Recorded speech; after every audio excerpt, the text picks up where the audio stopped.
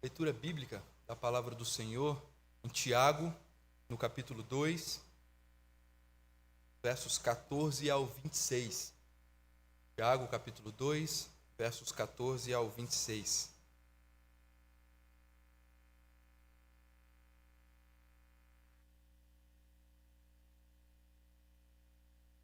Assim nos diz a santa e inerrante palavra de Deus. Meus irmãos, qual é o proveito se alguém disser que tem fé, mas não tiver obras? Pode acaso semelhante fé salvá-lo? Se um irmão ou uma irmã estiverem carecidos de roupa e necessitados do alimento cotidiano, e qualquer dentre vós lhes disser, ide em paz, aquecei-vos e fartai-vos, sem contudo lhes dar o necessário para o corpo, qual é o proveito disso? Assim também a fé, se não tiver obras, por si só está morta.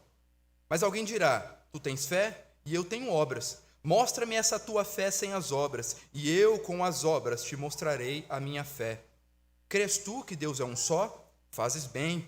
Até os demônios creem e tremem. Queres, pois, ficar certo, ó homem insensato, de que a fé sem obras é inoperante? Não foi por obras que Abraão, o nosso pai, foi justificado quando ofereceu sobre o altar o próprio filho Isaque?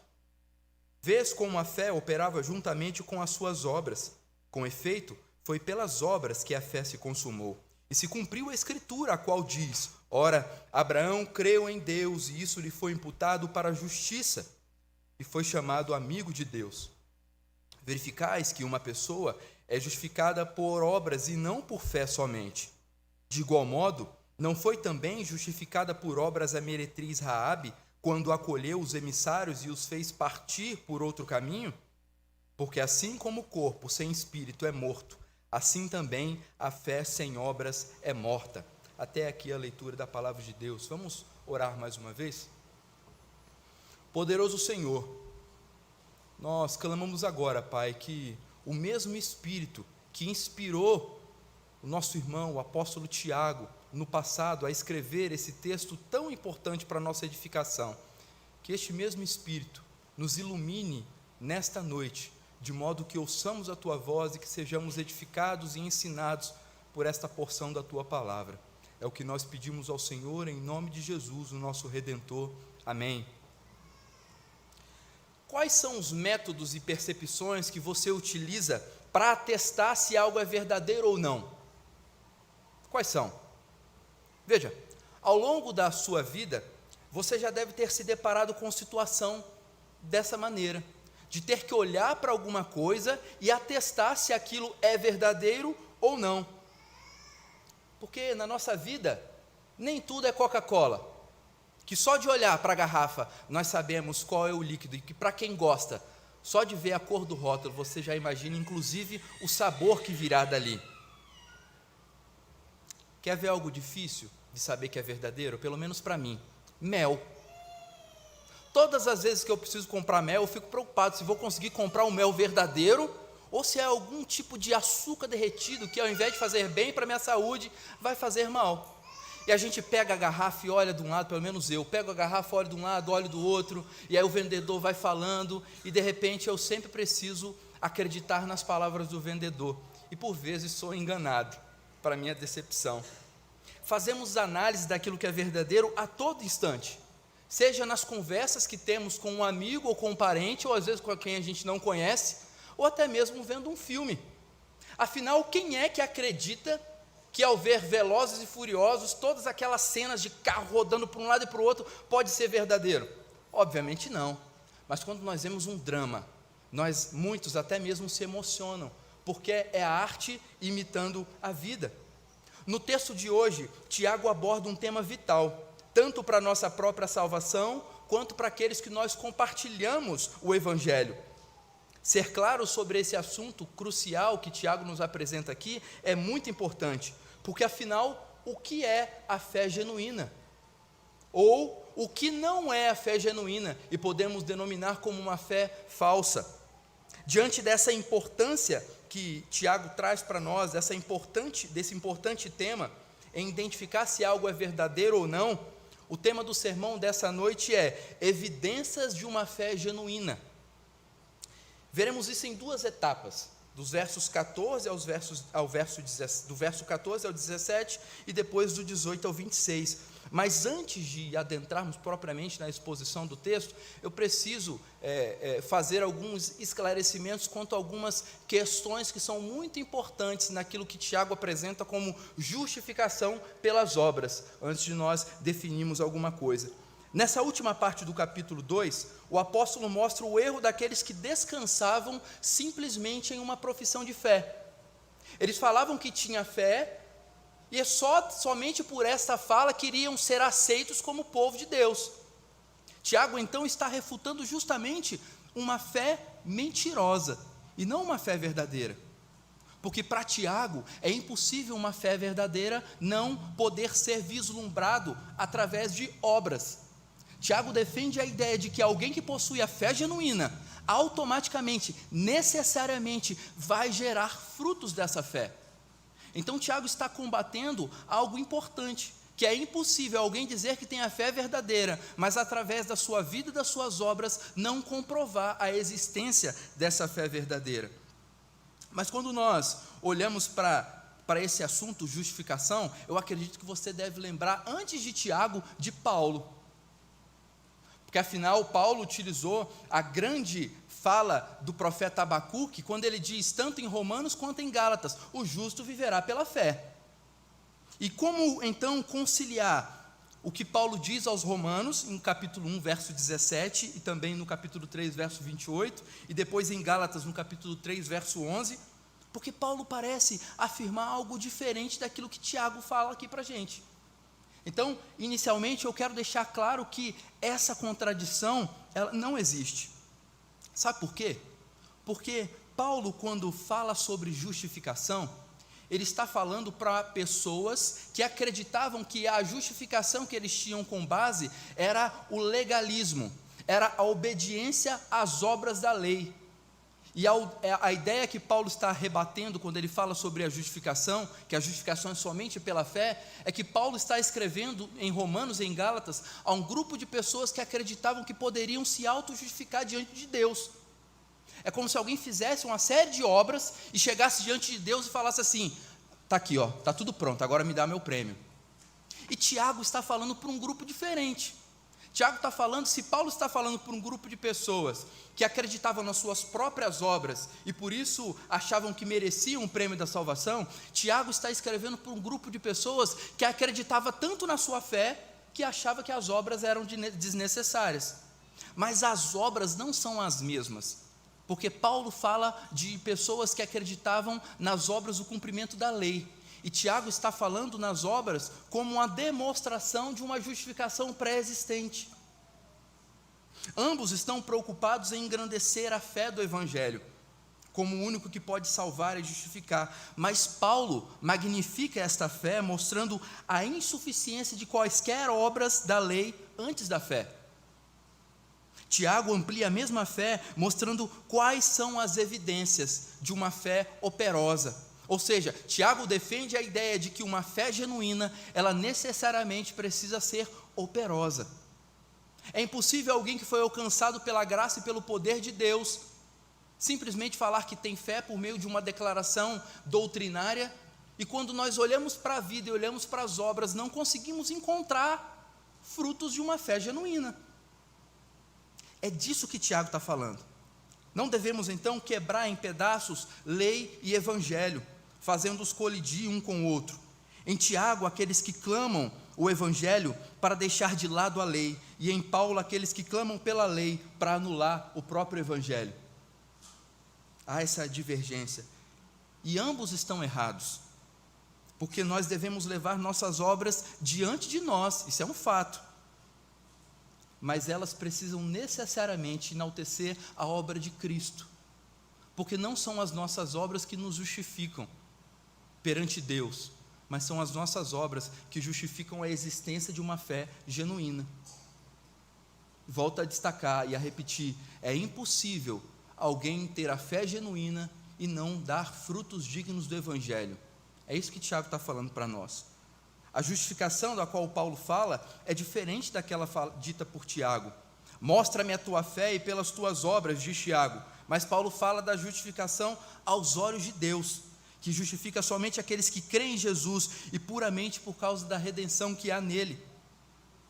Assim vemos que somos justificados diante de Deus pela fé, mas somos justificados diante dos homens pelas nossas obras. É assim que até mesmo os ímpios identificam aqueles que pertencem a Deus, pelas boas obras, pelos bons testemunhos. Ou você acha que é coincidência a quantidade de pessoas que às vezes param na porta da igreja para pedir uma cesta básica? É porque ali eles esperam receber misericórdia. Nós sabemos que muitos deles às vezes fazem isso para trocar por outras coisas, mas as pessoas sempre vêm, certo ou errado, à igreja, aguardando que na igreja encontra misericórdia, ou até mesmo naqueles que pertencem ao povo de Deus. Sabe que há um crente na rua, ele vai lá pedir ajuda ao crente, porque até mesmo os ímpios entendem que o povo de Deus vive de uma maneira diferente. Sendo assim, depois desse breve esclarecimento, negando qualquer contradição entre Paulo e Tiago, eles estão falando para públicos diferentes, mas eles não falam contra a justificação. Tiago escreveu primeiro que Paulo, então Tiago não está contradizendo Paulo, nem Paulo contradizendo a Tiago. O que está acontecendo é que eles estão falando para públicos diferentes. Paulo fala para um público que acreditava nas suas obras para auto-justificar-se, e Tiago fala para um público que acreditava na fé e por isso desprezava as boas obras. Sendo assim, depois desse esclarecimento, eu quero apresentar aos irmãos que, em primeiro lugar, uma fé genuína é evidenciada pelo amor ao próximo. É o que nós vamos ver do versículo 14 ao 17. Tiago começa propondo duas perguntas. Se você olhar comigo aí para a sua Bíblia, Tiago fala assim: meus irmãos, qual é o proveito de alguém, se alguém disser que tem fé, mas não tiver obras? Aí a segunda pergunta: pode acaso semelhante fé salvá-lo? A fé sem obras é inútil para o homem, pois não pode lhe dar salvação. É isso que Tiago está falando. O que Tiago então quer dizer por fé? O que Tiago quer dizer por fé? Certamente ele não está se referindo a um conjunto de declarações doutrinárias. Tiago não está falando aqui a um compêndio teológico que você pode afirmar as 5 solas da reforma. Tiago não está dizendo isso. Ele necessariamente não está dizendo isso. A diferença entre expressar uma fé numa confissão, recitando, por exemplo, um credo apostólico, e confessar nossa fé ativa em palavras e ações, numa confissão, é que a confissão pode resultar apenas de uma conjectura intelectual.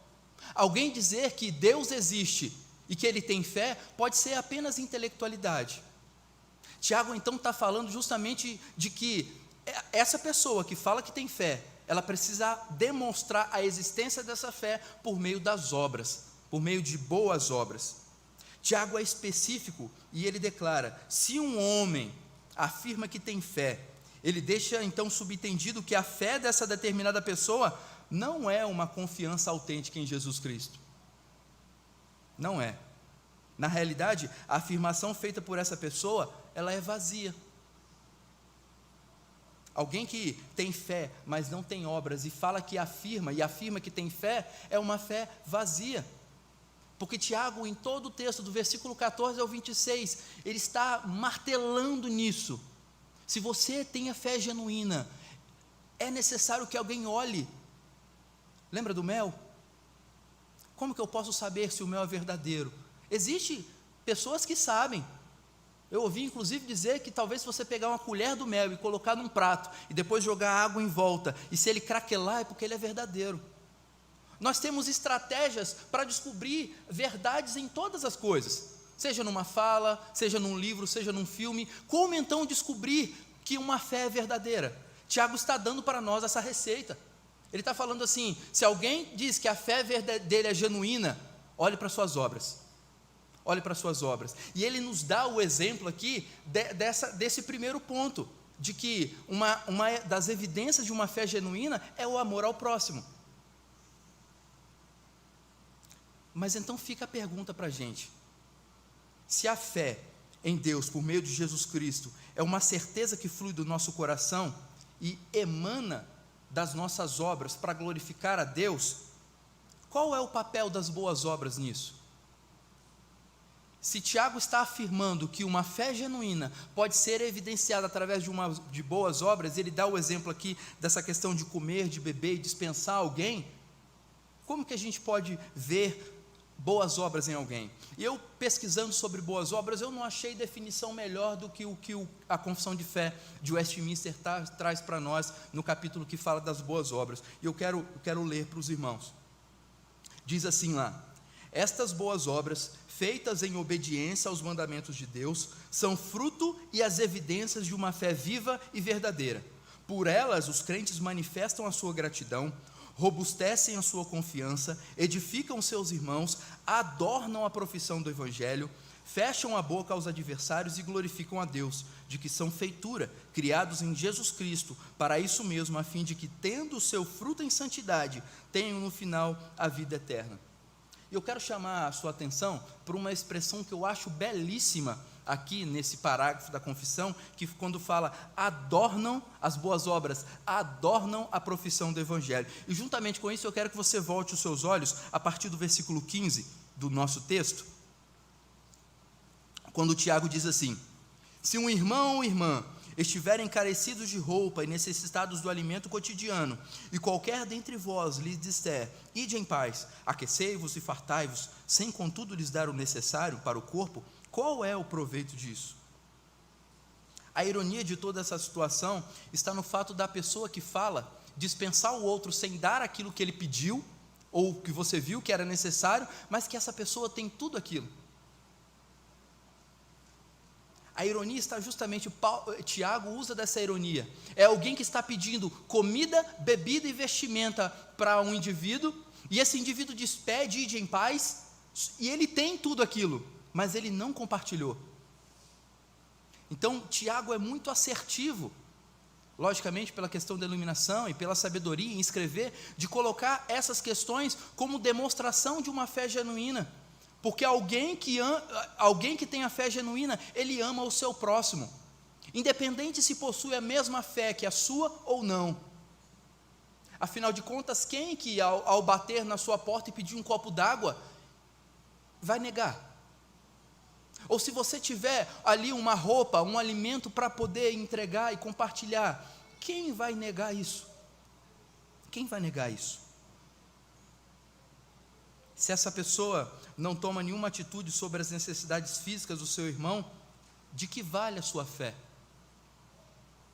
De que vale a sua fé?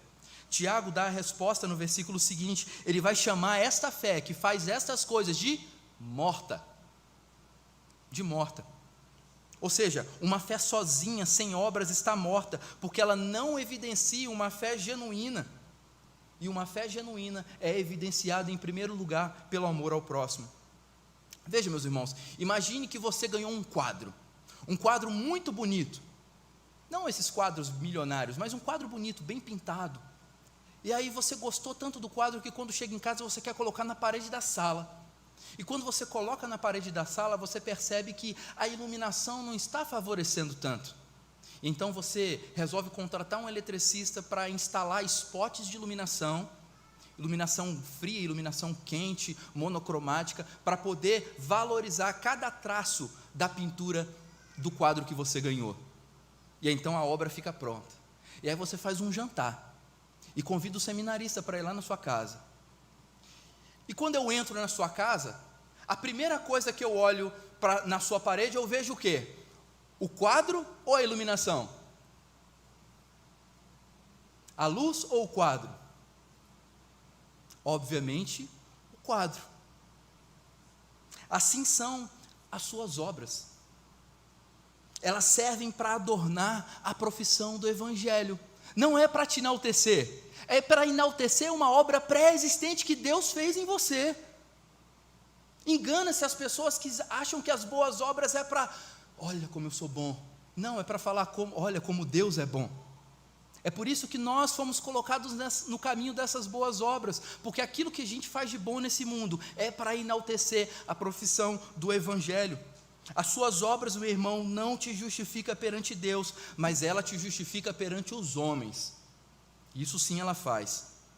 Assim como a luz foi usada para adornar a beleza do quadro, as suas boas obras são usadas para adornar o grande e belo quadro da salvação que o próprio Deus pintou. E o centro desse quadro não é você, é Jesus Cristo, nosso Salvador. Crer que suas obras o justifica é desprezar o sacrifício perfeito do Salvador. É desacreditar no poder único do sacrifício de Cristo na cruz do Calvário. Mas talvez você esteja pensando, mas Bruno, eu não creio que as minhas boas obras são objeto para minha autojustificação. Eu sou reformado. Pense comigo na maneira como você encara a sua santificação. Muitos crentes olham para a santificação como um caminho para ganhar o prêmio da salvação. E aí talvez você deve se lembrar, inclusive, do texto de Filipenses 3,14, quando diz: prossigo para o alvo, para o prêmio da soberana vocação de Deus em Cristo Jesus. Mas Paulo tinha convicção de que esse prêmio da soberana vocação está em Cristo Jesus. E não há nada que você possa fazer para conquistar esse prêmio pelo seu esforço. Não há. Pensar assim, achar que a santificação é o que te garante o prêmio, é a mesma coisa de uma criança.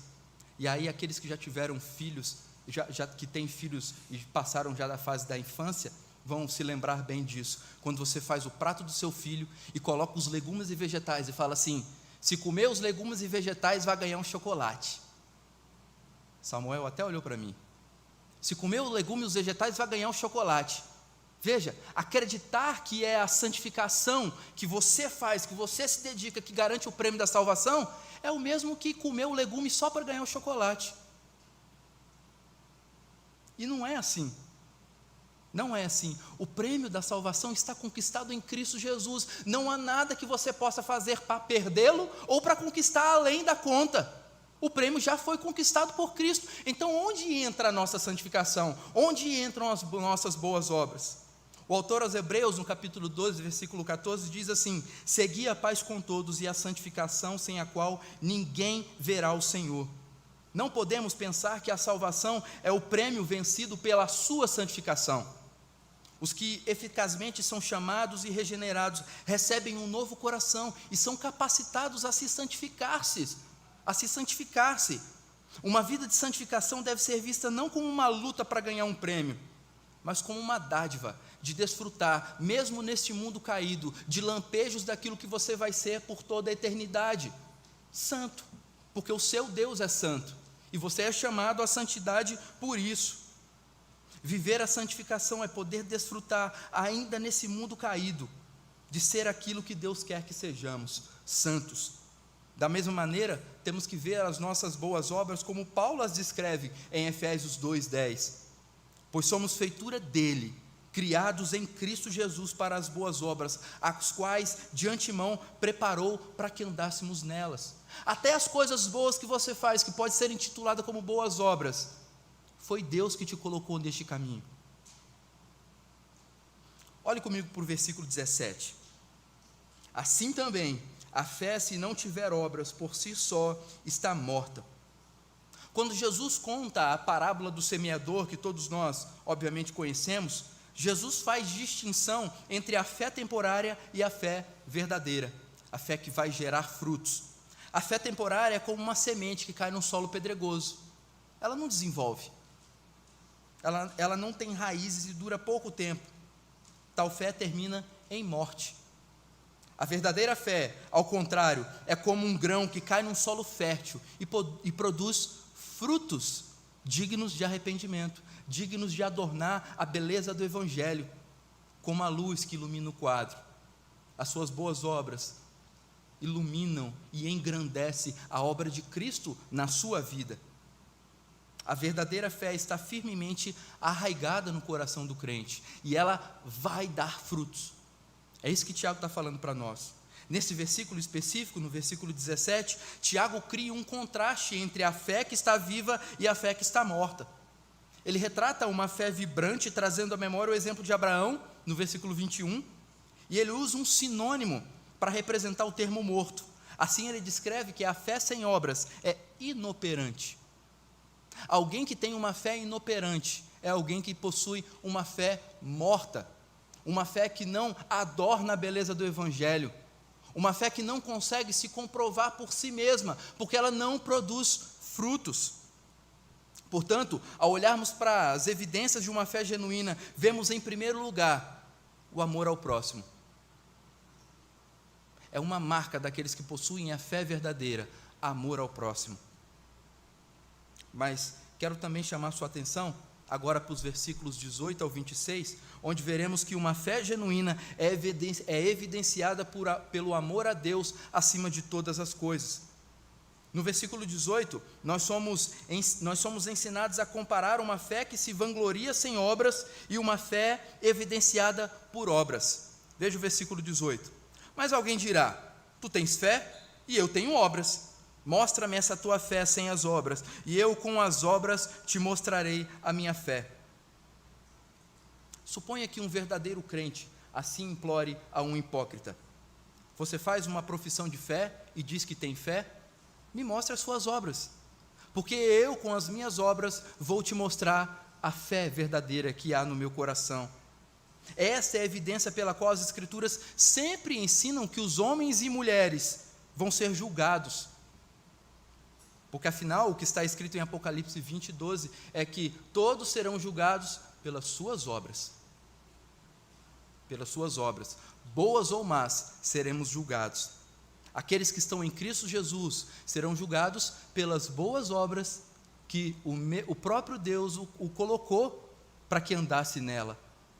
E aqueles que não pertencem a Cristo Jesus serão julgados pelas obras más que produziram ao longo da sua vida. Talvez você pense: mas Bruno, será então que retidão externa é um sinal de fé verdadeira? Se está falando que pelas boas obras pode ser evidenciado uma fé genuína, logo podemos entender que qualidades externas, boas obras, por si só, dão atestada à existência de uma fé verdadeira. Tiago não está dizendo isso. Tiago não está dizendo isso. Tiago não sustenta que todo aquele que é bom possui a fé verdadeira, mas ele está dizendo que todo aquele que possui a justiça é de acordo com a conduta, é mediante a conduta, e isso diante dos homens. Tiago está falando que aquele que foi justificado, ele vai justificar a sua própria fé diante dos homens.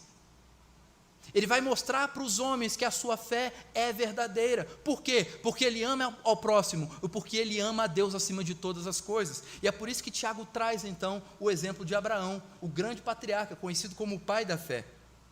Veja, nesse sentido, Tiago coloca que o homem é justificado por obras. E um homem justificado por obras é igual, como nós olharmos para um homem e falarmos assim: imagine o seu vizinho, que você não sabe quanto que ele ganha, não sabe onde ele trabalha, e de repente o seu vizinho aparece, ele está mudando, e aí ele fala assim: ué, você está mudando? Para onde é que você está indo?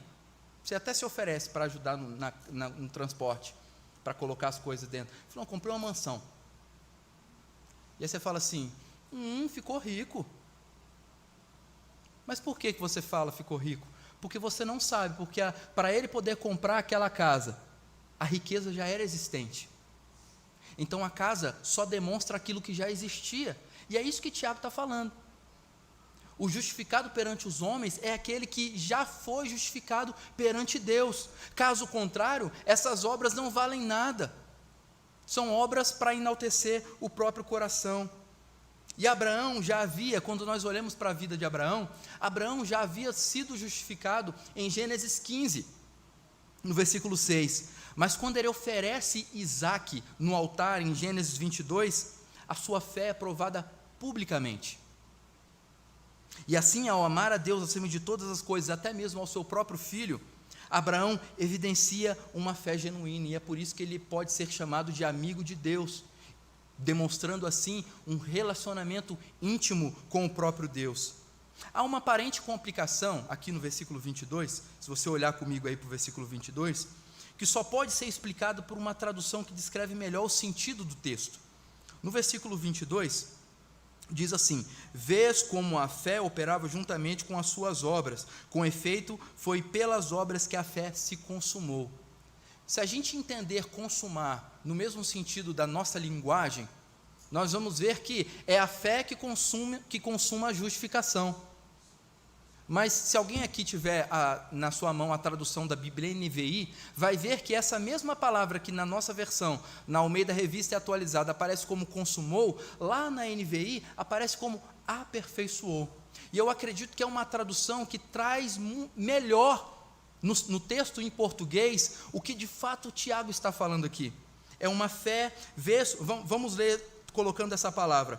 Vês como a fé operava juntamente com as suas obras. Com efeito, foi pelas obras que a fé se aperfeiçoou. É a ideia da continuidade daquilo que já existe.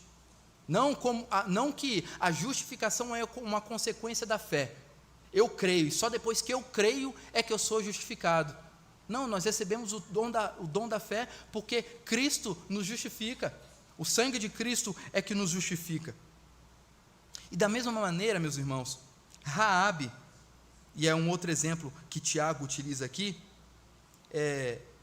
ao esconder os espias, naquela situação em que Josué envia espias para olhar a cidade de Jericó, e então o pessoal está perseguindo ali os espias, e eles entram na casa de Raabe, vamos falar casa, e ela então esconde eles no forro, e eles chegam e ela dá uma enganada ali e de repente dispensa eles por outro lugar.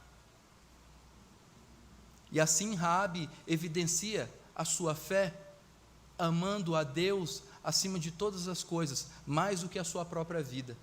Porque se ela é descoberta ali naquela situação, escondendo aqueles homens inimigos do povo de Jericó, ela certamente seria morta.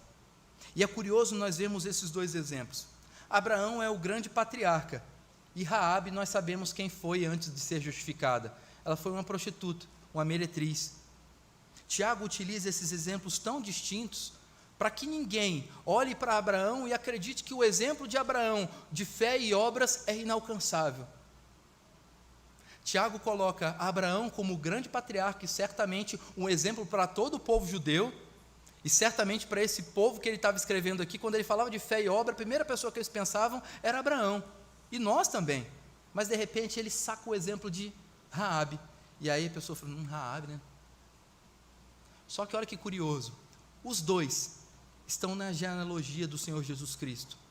Tanto Abraão, o patriarca tão famoso e tão grandioso e tão importante na história da redenção, quanto Raabe, uma mulher que um passado duvidoso, ruim, e que envergonhava não somente ela, mas a muitas pessoas, talvez, de estar assentada do lado do banco da igreja com uma ex-prostituta, mas justificada pelo mesmo Espírito e pela mesma fé na promessa que Abraão, o grande patriarca. Ambos estão presentes na genealogia de Jesus Cristo. Boas obras, meus irmãos, não pode produzir justiça. A justiça que nos justifica perante Deus provém de Cristo, e a recebemos somente pela fé em Jesus.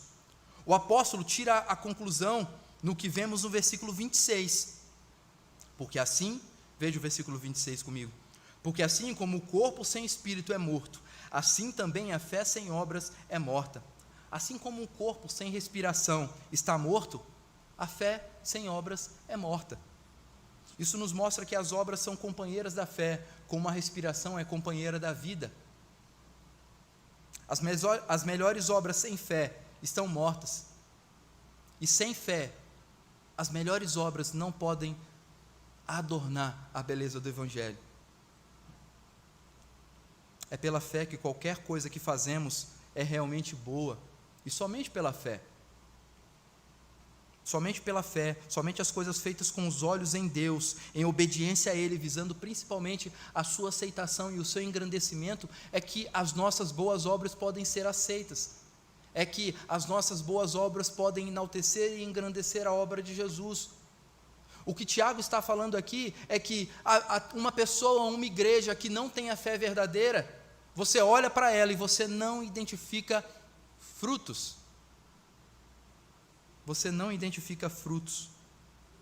Quando Deus muda o coração de uma pessoa, quando Ele ressuscita um pecador morto para uma nova vida, Ele concede a fé salvadora. E todos aqueles que possuem a fé salvadora necessariamente, nos momentos oportunos, devem dar evidências dessa fé genuína, amando o próximo e amando a Deus acima de todas as coisas. Um verdadeiro cristão pode cair em pecado. Nós não estamos falando aqui que nós somos perfeitos.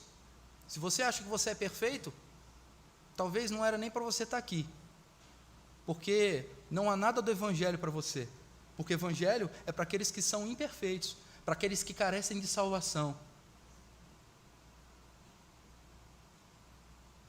João, no capítulo 1, versículos, no capítulo 1, no João, 1 João, aliás, no capítulo 3, versículo 9, diz assim: ninguém que é nascido de Deus pratica o pecado, porque a sua semente permanece nele e não pode pecar, porque é nascido de Deus.